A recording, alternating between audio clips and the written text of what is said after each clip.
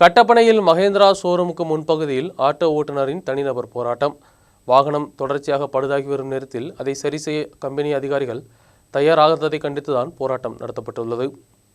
தங்கமணி பகுதியைச் சேர்ந்த சைஜு வர்க்கி என்போர்தான் கட்டப்பனை வெள்ளையாங்குடியில் மகேந்திரா ஷோரூமின் முன்பு தரையில் படுத்து போராட்டத்தை தொடங்கியுள்ளது.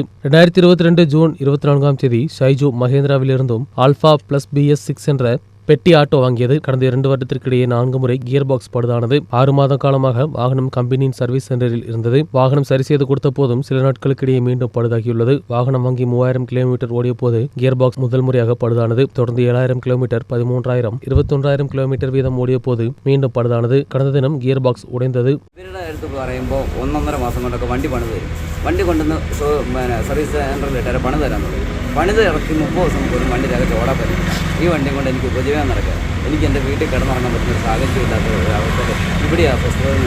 അതുകൊണ്ട് ഞാനിവിടെ കിടന്നുറങ്ങുന്നു. എനിക്ക് വണ്ടി വേറെ മാറിക്കിടന്നു.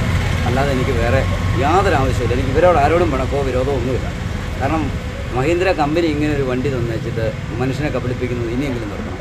കാരണം വണ്ടിക്ക് കംപ്ലയിൻ്റ് ഉണ്ടെന്ന് ഇവരെല്ലാം സമ്മതിക്കും. BS6 വണ്ടി എടുത്ത എല്ലാ വ്യക്തികൾക്കും കംപ്ലയിൻ്റാണ്. ഞാൻ ഒരു 100,000 ഒരാളുടെ പ്രതിനിധി മാത്രമാണ്.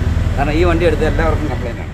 கியர் பாக்ஸ் சரி செய்து கொடுத்த போதும் மீண்டும் சென்சார் பழுதானது. 2 வருடம் வாரண்டியில் சைஜு பெட்டி ஆட்டோ வாங்கினார். தொடர்ந்து சரி செய்து கொடுத்த போதும் வாகனம் மாறி கொடுக்க கம்பெனி அதிகாரிகள் தயாராவதில்லை என்று சைஜு புகார் தெரிவித்துள்ளார். வேலைகளில் ஏற்பட்ட பிரச்சனை தான் வாகனம் பழுதாக காரணம் என்றும் சைஜு தெரிவித்துள்ளார். பெட்டி ஆட்டோ ஓடி கிடைக்கும் வருமானம் தான் சைஜுவின் ஒரே வருமான மார்க்கம். கடந்த 2 வருடங்களாக தொடர்ந்து வாகனம் பழுதாகியுள்ளதால் பெரும் பொருளாதார சிரமத்தில் உள்ளார். வாகனம் மாறி கொடுத்து பிரச்சனைக்கு தீர்வு காண வேண்டும் என்றும், இல்லையென்றால் அதுவரை மகேந்திரா ஷோரூமின் முன்பு படுத்து போராட்டத்தில் தொடர உள்ளதாகவும் சைஜு தெரிவித்துள்ளார்.